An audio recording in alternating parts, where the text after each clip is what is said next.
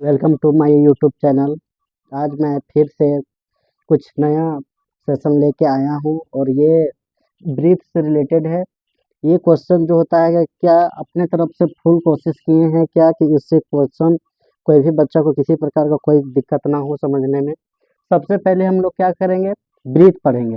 पहले ब्रीथ का कुछ प्रॉपर्टीज होता है उसको आप लोग पहले जान लीजिए। ये ब्रीथ है। ब्रीथ जो होता है क्या कि ब्रीथ की पूरा एक राउंड में जितना बार मतलब ये घूमता है, ये इसका क्या कहलाता है, परिधि कहलाता है। क्या कहलाता है? परिधि कहलाता है। ये हो गया। अब नेक्स्ट में क्या होता है, ये ब्रीथ। ब्रीथ के जो होता है बीच में without point we can't draw any circle. इसलिए क्या होता है, केंद्र के बिना हम कोई भी ब्रीथ को नहीं खींच सकते हैं। तो केंद्र से परिधि को टच करना क्या कहलाता है, वह त्रिज्या कहलाता है। क्या कहलाता है? त्रिज्या कहलाता है। दूसरा क्या है, एक ब्रीथ का फिगर ड्रॉ करिए। एक केंद्र हो गया, जब एक परिधि से होते हुए जब केंद्र को पार करते हुए जब दूसरे परिधि में टच करता है तो ये क्या कहलाता है, वो है व्यास कहलाता है। क्या कहलाता है? व्यास कहलाता है। अब यहाँ देखिए, ये हो गया। अब ये एक चक्कर जो होता है इसका माप कितना होता है, 360 डिग्री होता है। ये हो गया। अब यहाँ देखिए, ये ब्रीथ हो गया, ये केंद्र है। जब कोई भी रेखा जो होता है जब खींचते हैं, जब केंद्र से होते हुए जब क्रॉस नहीं करता है, उसके नीचे से क्रॉस करता है तो इसको क्या बोलते हैं, ये इसको जीवा बोलते हैं। क्या बोलेंगे? जीवा बोलेंगे। दूसरा क्या है, ये मेरा क्या है, ये ब्रीथ हो गया, ये मेरा केंद्र हो गया। केंद्र से एगो परिधि पे टच करेगा और केंद्र से वो है दूसरे परिधि पर टच करेगा। तो इसको जो होता है ये एरिया क्या कहलाता है, त्रिज्यखंड कहलाता है। क्या कहलाता है? त्रिज्यखंड कहलाता है। ये हो गया। यहाँ ब्रीथ में एक और क्वेश्चन पूछा जाता है क्या कि सबसे बड़ी जीवा किसे कहते हैं। देखिए आप लोग देखिए, सबसे बड़ी जीवा जो होता है क्या है, केंद्र से होते हुए पार होता है। तो कोई पूछेगा क्या कि सबसे बड़ा जीवा क्या होता है, तो सबसे बड़ा जीवा जो होता है, सबसे बड़ा सबसे बड़ा जीवा, सबसे बड़ा जीवा क्या कहलाएगा, व्यास को कहते हैं। ये उम्मीद करते हैं कि एक चीज आप लोग को अच्छी तरह से समझ में आ गया होगा। अगर इसको नोट डाउन करना चाहते हैं तो एक बार कर सकते हैं।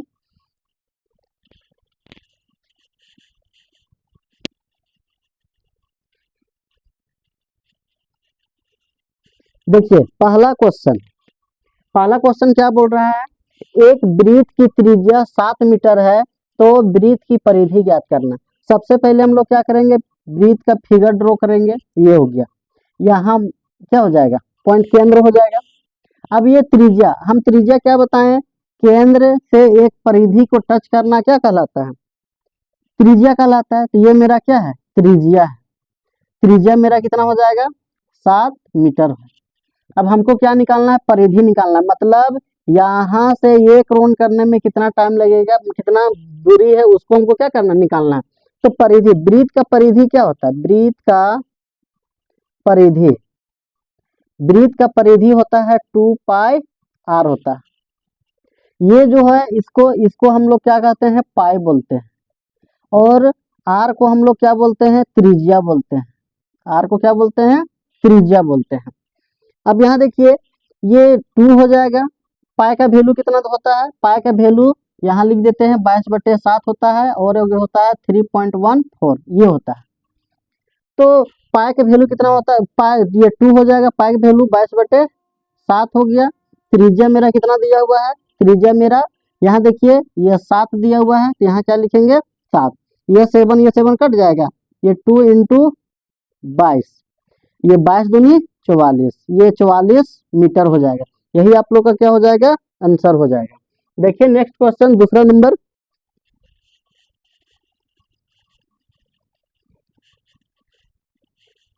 पाई का वैल्यू मिटा दिए हैं, लिख देते हैं पाई का वैल्यू। पाई का वैल्यू होता है 22/7, एक और होता है 3.14 होता है।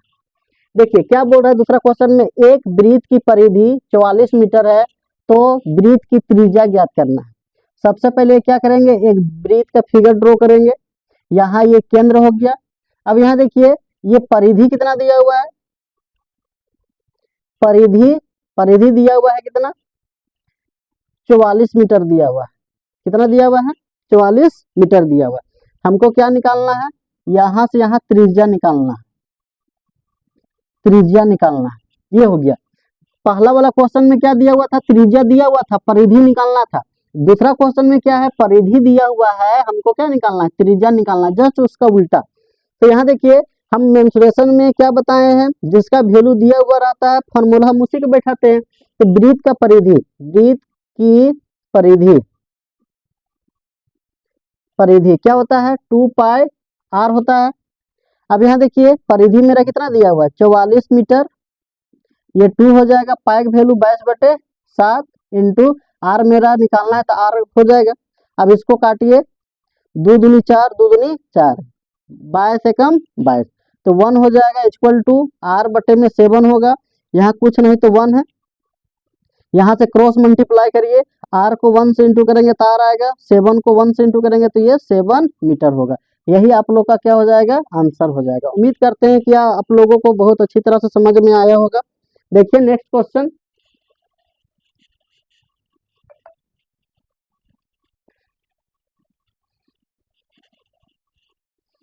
देखिए तीसरा क्वेश्चन है, एक वृत्त की त्रिज्या 14 मीटर है। एक वृत्त का वृत्त बनाइए, इसका त्रिज्या कितना दिया हुआ है, आर 14 मीटर दिया हुआ है। क्या बोल रहा है, वृत्त का क्षेत्रफल ज्ञात करना है। सबसे पहले हमको वृत्त का क्षेत्रफल ज्ञात करना है। तो त्रिज्या दिया हुआ है, त्रिज्या को आर से लिखते हैं, कितना है, 14 मीटर है। वृत्त का क्षेत्रफल, वृत्त का क्षेत्रफल, वृत्त का क्षेत्रफल क्या होता है, पाई आर स्क्वायर होता है। ये हो गया, ये आपका फॉर्मूला है। अब यहाँ देखिए, ये पाई का वैल्यू कितना हो जाएगा, 22/7 होगा, और ये मेरा क्या हो जाएगा, 14 इंटू 14 का स्क्वायर लिखेंगे। यहाँ कितना हो जाएगा, 22/7 इंटू 14 इंटू 14 दो बार लिखेंगे, 7 से काटिए, 7 दूनी 14, तो ये कितना हो जाएगा, 22 दूनी, यहाँ 22 2 इंटू 14 हो जाएगा, 22 दूनी 44, 44 इंटू 14। अब यहाँ देखिए 14 पारा पढ़िए, 14 चौके 56 के 6 हाथ में 5, 14 चौके 56, 56 और 5 कितना हो जाएगा, 61। ये आप लोग का क्या हो जाएगा, आंसर हो जाएगा। उम्मीद करते हैं कि ये आप लोग को बहुत अच्छी तरह से समझ में आया होगा। देखिए 4th नंबर क्वेश्चन,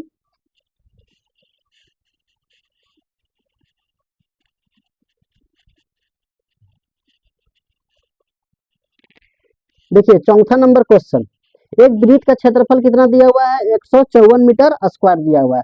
एक वृत्त का फिगर ड्रॉ करिए, ये त्रिज्या हो गया, त्रिज्या हमको क्या करना, निकालना है। क्षेत्रफल कितना दिया हुआ है, क्षेत्रफल दिया हुआ है 154 मीटर स्क्वायर दिया हुआ है, ये हो गया। अब यहाँ देखिए त्रिज्या निकालना है, तो यहाँ सबसे पहले क्षेत्रफल बैठाइए, वृत्त का क्षेत्रफल पाई आर स्क्वायर होता है। अब यहाँ देखिए पाई का वैल्यू कितना होता है, 22/7, त्रिज्या हमको क्या करना, निकालना है, तो ये आर स्क्वायर होगा। अब क्षेत्रफल कितना दिया हुआ है, 154, तो यहाँ 154 लिखेंगे। अब यहाँ देखिए 2 से काटिए, 2 एकम 2, 2 एकम 2, 2 से काटिए, 2 सती 14, 2 सती 14, 11 सते 77, ये 7 हो जाएगा। अब यहाँ ऊपर में कुछ नहीं बचा है तो आर स्क्वायर होगा बटे में 7, यहाँ कुछ नहीं तो 1, यहाँ से क्रॉस मल्टीप्लाई करिए, आर स्क्वायर को 1 से इंटू करेंगे तो आर स्क्वायर आएगा। अब यहाँ क्या हो जाएगा, सती सती 49 हो जाएगा। अब यहाँ देखिए आर स्क्वायर हटाएंगे तो क्या लागू होगा, रूट लागू होगा, रूट 49। अब यहाँ देखिए आर इक्वल टू रूट 49 हो गया, ये हो गया।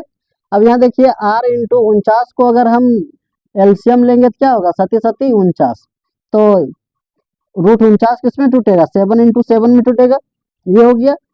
ये आर इक्वल टू कितना होगा, जब रूट के अंदर 2 को साथ है तो एक साथ निकलेगा, तो ये एक साथ। तो हमको क्या बोला है, त्रिज्या निकालने के लिए बोला है, तो ये हो जाएगा क्या, हम लोग का आंसर। उम्मीद करते हैं कि यह सेशन आप लोग को बहुत हेल्पफुल होगा।